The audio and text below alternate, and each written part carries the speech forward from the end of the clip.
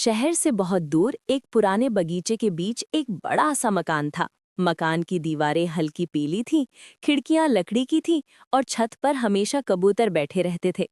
इस मकान में दिन में धूप और रात में सन्नाटा दोनों एक साथ रहते थे। इसी मकान की रखवाली करती थी एक भूरी रंग की बिल्ली, जिसका नाम था क्लारा। क्लारा साधारण बिल्ली नहीं थी। उसका फर हल्का भूरा था, लेकिन उस पर सुनहरी चमक थी। जब वो धूप में बैठती तो लगता जैसे धूप उसी से निकल रही हो। उसकी आंखें बड़ी, हरी और समझदार थीं। वो घर के हर कोने को जानती थी। कहाँ फर्श चरमराता है, कहाँ हवा सीटी बजाती है और कहाँ चूहे छिपते हैं। उसी मकान के सबसे अंधेरे कोने में एक पुरानी अलमारी के पीछे रहता था एक काले रंग का चूहा। उसका नाम था काला। उसका रंग इतना काला था कि रात में वो छाया जैसा लगता। उसकी मूछें पतली थी, कान छोटे थे और आंखों में हमेशा सतर्कता रहती थी। काला बहुत चालाक था, लेकिन उसका दिल बहुत डरपोक था।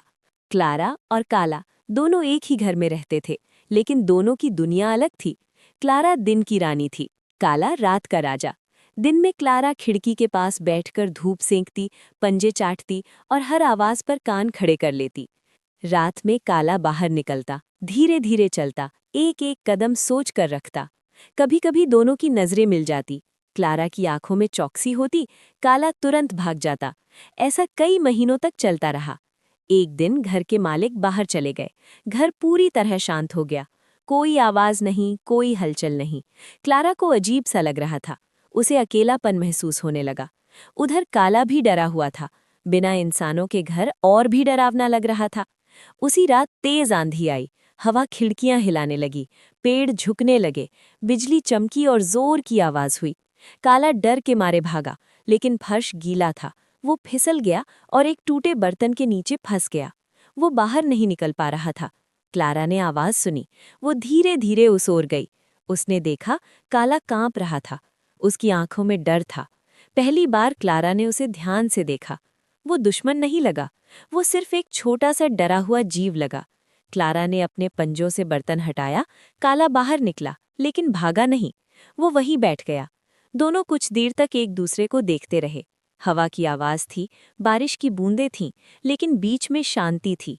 काला धीमी आवाज में बोला, मैं चोरी नहीं करना चाहता, मैं बस जिंदा रहना चाहता हूँ। क्लारा ने पहली बार जवाब दिया, और मैं बस इस घर की रक्षा करना चाहती हूँ। उस रात दोनों ने तय किया कि वो एक दूसरे को नुकसान नहीं पहुंचाएंगे। अगले दिनों में सब बदल गया। अब काला दिन में छिपकर नहीं रहता था। क्लारा बिना वजह पीछा नहीं करती थी। काला क्लारा को बताता कि कहाँ दीवार में दरार है, जहाँ से ठंडी हवा आती है। क्लारा काले को बताती कि घर में सुरक्षित जगह कौन सी है। धीरे धीरे डर खत्म हुआ, उसकी जगह भरोसा आया, और भरोसे की जगह दोस्ती ने ले ली। जब घर के मालिक वापस आए तो उन्हें लगा जैसे घर पहले से ज्यादा शांत है। उन्हें नहीं पता था कि उस शांति के पीछे एक भूरी बिल्ली और एक काले चूहे की अनोखी दोस्ती है। सीख, जो हमसे अलग दिखता है वो दुश्मन हो जरूरी नहीं। कभी कभी समझ और दया से सबसे सुंदर दोस्ती जन्म लेती है।